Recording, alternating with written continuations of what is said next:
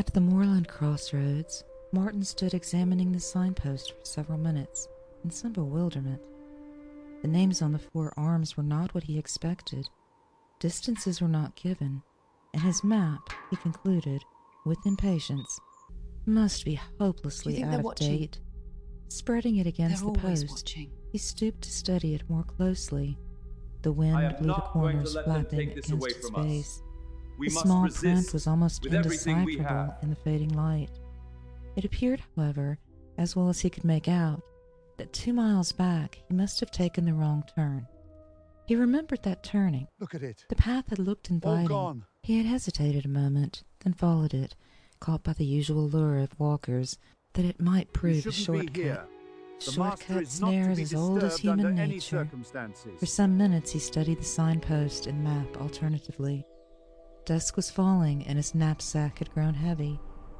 He could not make the 2 guides tally, however, and a feeling of uncertainty crept over his mind.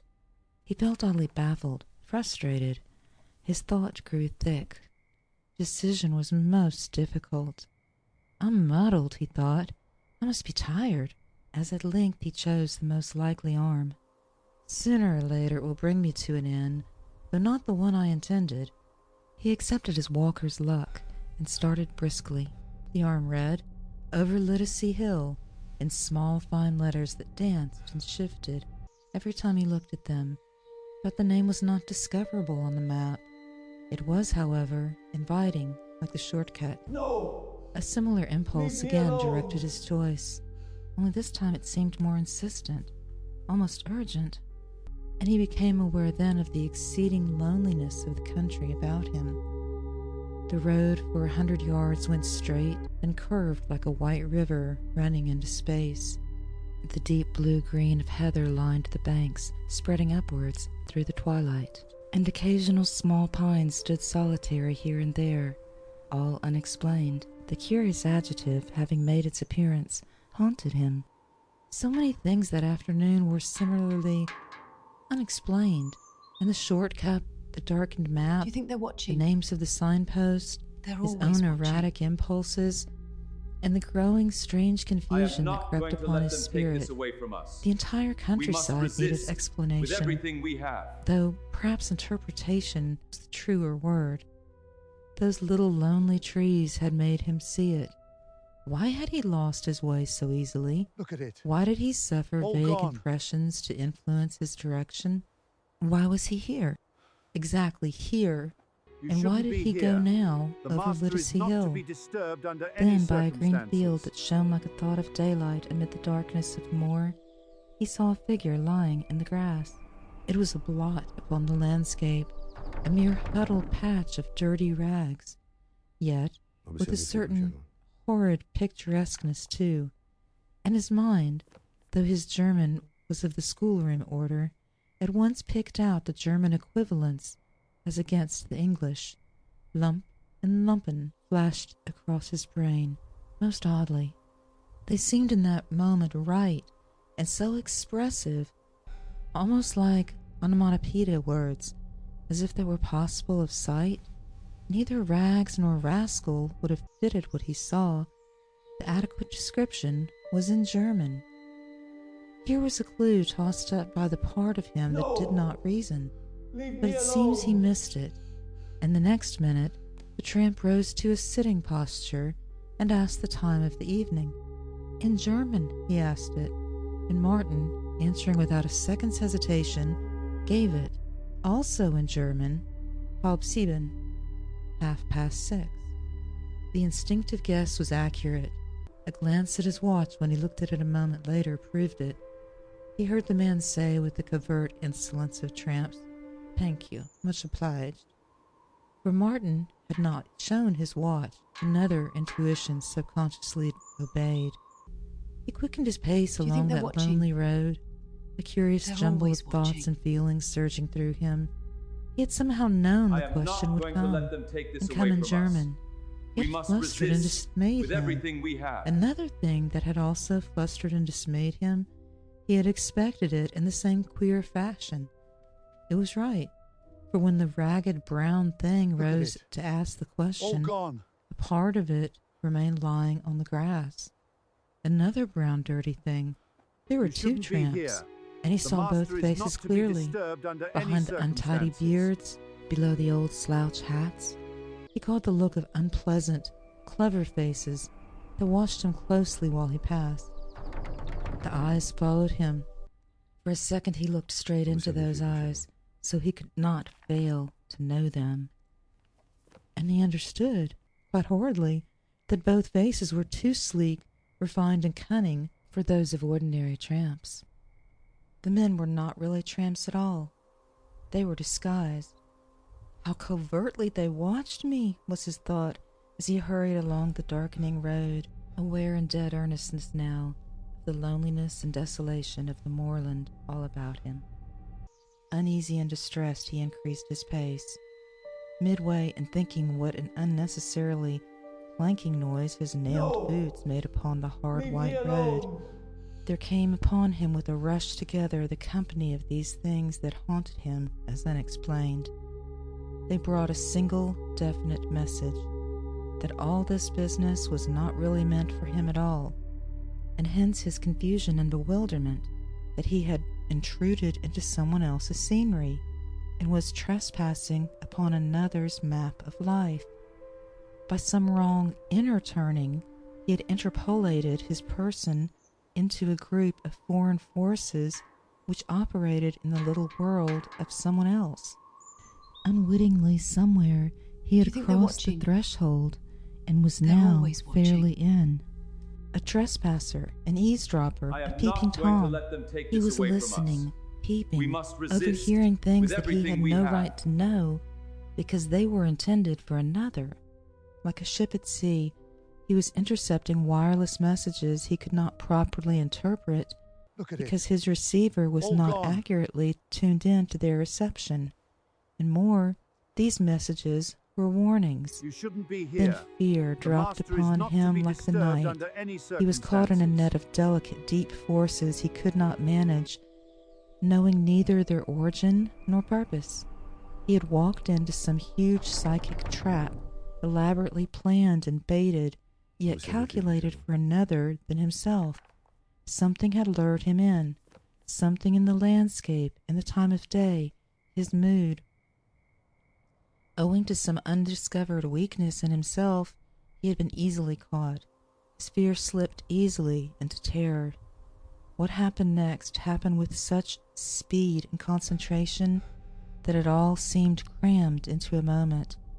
At once, and in a heap, it happened. It was quite inevitable. Down the white road to meet him, a man came swaying from side to side in drunkenness, quite obviously feigned. No! A tramp, and while Martin made room for him to pass, the lurch changed in a second to attack, and the fellow was upon him.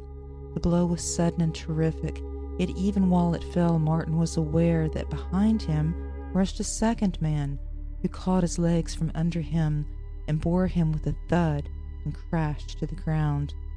Blows rained then. He saw a gleam of something shining. A sudden deadly nausea plunged him into utter weakness where resistance was impossible. Something of fire entered his throat, and from his mouth poured a thick, sweet thing that choked him.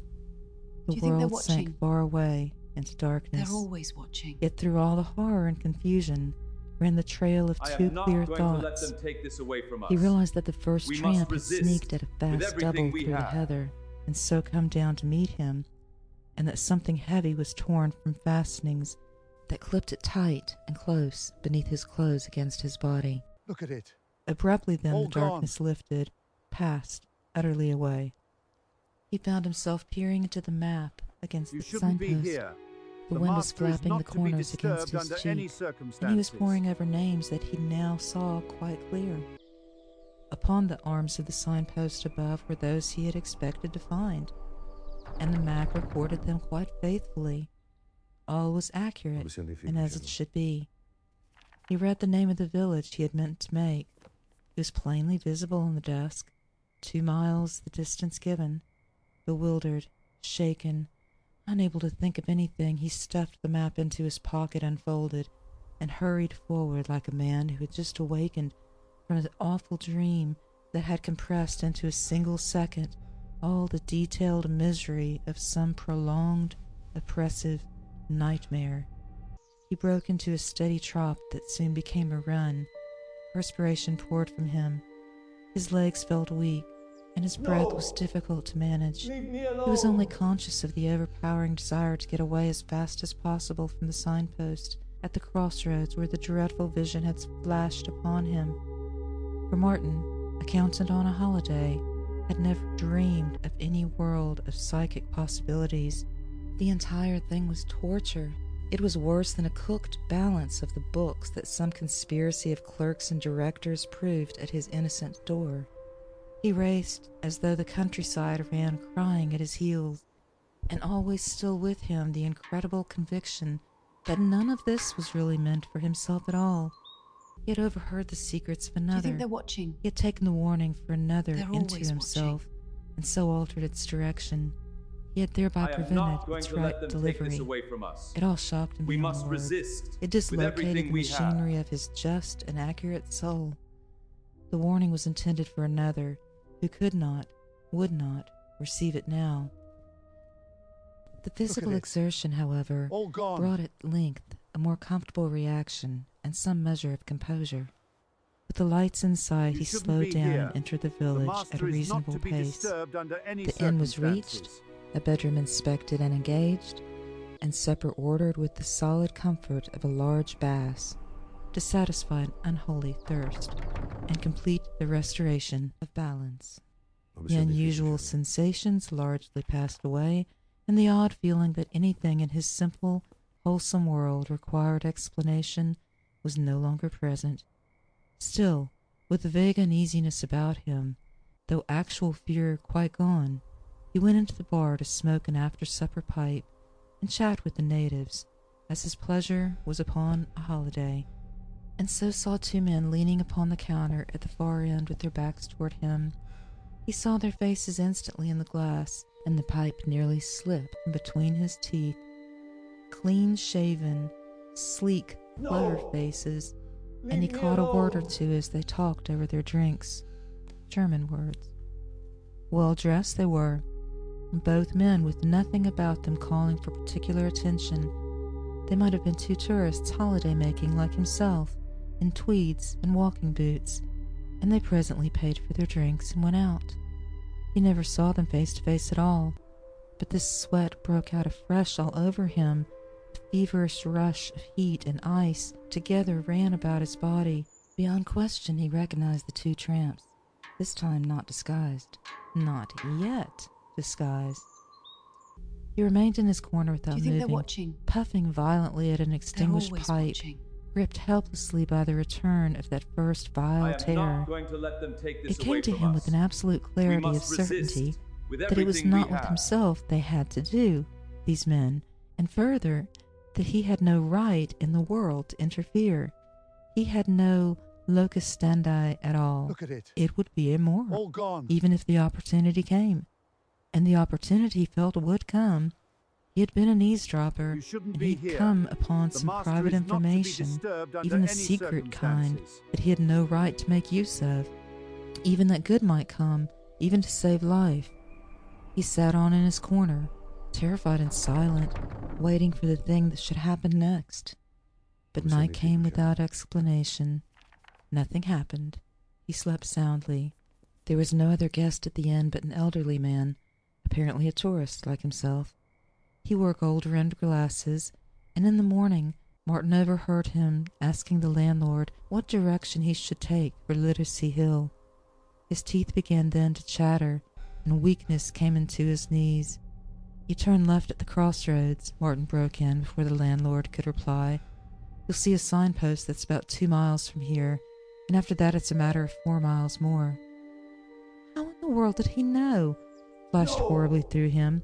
"I'm going that way myself," he was saying next. "I'll go with you for a bit if you don't mind." The words came out impulsively and ill-considered. Of their own accord they came, for his own direction was exactly opposite. He didn't want the man to go alone. The stranger, however, easily evaded his offer of companionship. He thanked him with the remark that he was starting later in the day. They were standing all three beside the horse trough in front of the inn, when at that very moment a tramp, slouching along the road, looked up and asked the time of day, and it was the man with the gold-rimmed glasses who told him. "Thank you, much obliged," the tramp replied, Do you think passing they're watching? on with his slow, slouching They're gait, always watching. while the landlord, a talkative fellow, proceeded to remark I on the am number not of going to Germans let that them lived take in this away England from us. and were ready to We swell must the resist Teutonic invasion, with everything we which have. he, for his part, deemed imminent. But Martin heard it not. Before he had gone a mile upon his way, he went into the woods to fight his conscience all alone. Look at it. His feebleness, All his gone. cowardice, were surely criminal. Real anguish tortured him. A dozen times he decided We to go shouldn't back be here. on his steps, The master and a is not to dozen be times disturbed the under singular any authority that circumstances. whispered he had no right to interfere prevented him. How could he act upon knowledge gained by eavesdropping?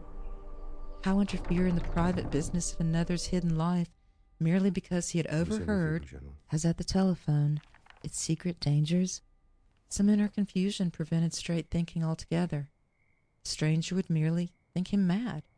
He had no fact to go on. He smothered 100 impulses and finally went on his way, with a shaking, troubled heart. The last 2 days of his holiday were ruined by doubts and questions and alarms, all justified later when he read of the murder of a tourist upon Literacy Hill. The man wore gold-rimmed glasses and carried in a belt about his person a large sum of money. His throat was cut, and the police were hard upon the trail of a mysterious pair of tramps said to be Germans. End of Accessory Before the Fact.